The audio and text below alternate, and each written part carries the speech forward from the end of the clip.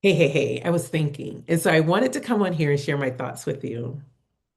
I was thinking about when I was first diagnosed with cancer, how it was so important that I found people to be on my team who I trusted.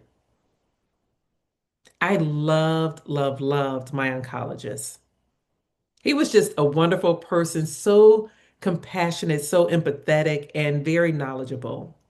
And so I knew that that was important to me. And we had a whole good run for about 4 or 5 years. And then he retired. I remember when I found that out, I just cried because I'm like, no, like you are so important to me and my journey. Like I hadn't even made it to my 5 year mark before he left. And so, you know, I cried. I went to his retirement party at the office and had some cake and took pictures with him. And yeah, he moved on. And so they gave me a new oncologist.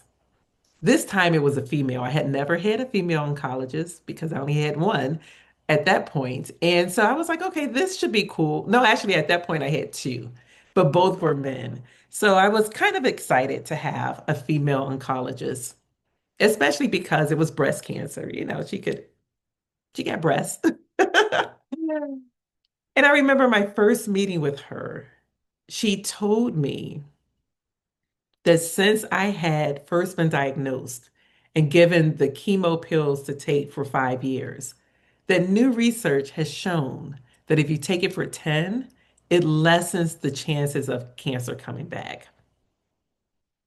Now I was almost at five. I had been counting down to five because I had so many issues, so many joint pains, so many just stuff that I attributed to the chemo pill. Wasn't sure, but I was just ready to come off.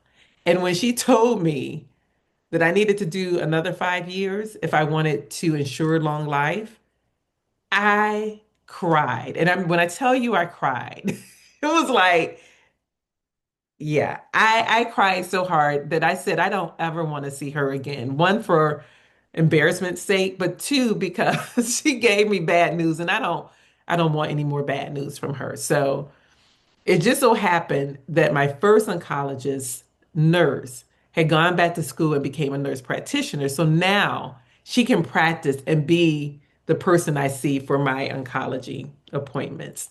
And I loved, loved, loved this woman. She was so thorough, so compassionate. And I mean, when I tell you she went above and beyond, that is what she did. She would research stuff that took time out of her schedule just to see if it was something that I could take, do to try to help me as I navigated that whole experience.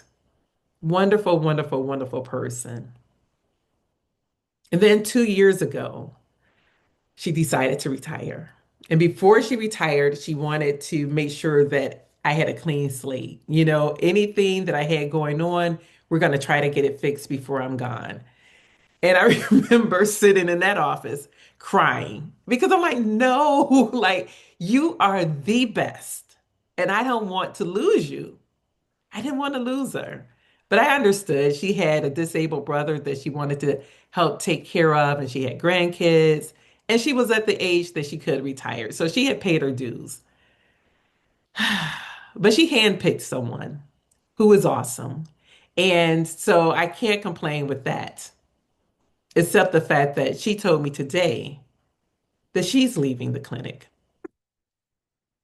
And she said, don't worry, don't worry. You know, you can go back to Dr. X. And I said, I never was with Dr. X. I've never even seen this man before. I don't know who Dr. X is. I know he's the name that they use for a doctor because I need a doctor, but I always saw the nurse practitioners. Yeah. So she gave me another doctor, which probably is someone who she thought I could relate to better than Dr. X.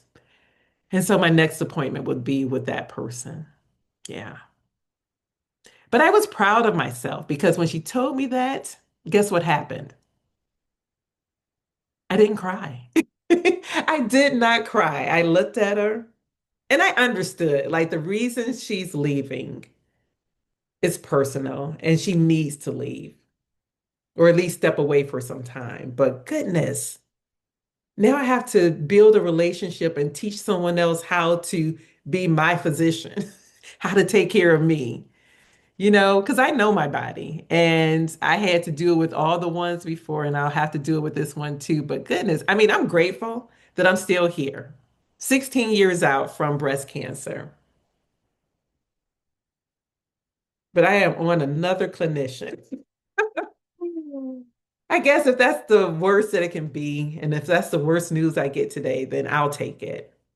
But yeah, I was not super excited about that, but proud of my growth because I did not let my emotions take over this time. I guess I'm getting used to it and just realize that change is inevitable. Like my mom, for instance, she is pretty much outliving her physician's careers. And so she has to keep getting new doctors because hers are retiring or have retired. So it is what it is. But I was not happy to hear that today. But thank goodness for growth. How have you grown? All right, take care. Bye bye.